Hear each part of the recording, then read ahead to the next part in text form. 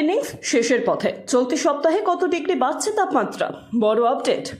একাধিক পশ্চিমী ঝঞ্ঝা ও ঘূর্ণাবর্তের জেরে আপাতত থেমে গিয়েছে উত্তরে হাওয়ার দাপট।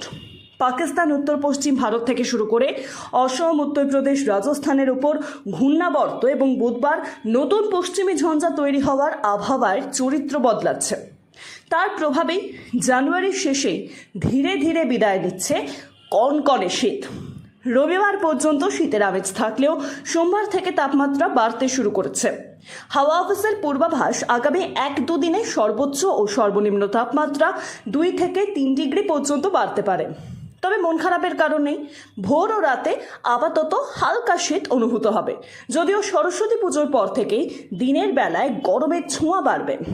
ফেব্রুয়ারির প্রথম সপ্তাহেই শীত বিদায়ের সম্ভাবনা। কলকাতা ও দক্ষিণবঙ্গে বেলা বাড়লে উষ্ণতা বাড়বে, রাত ভোরে থাকবে ঠান্ডা।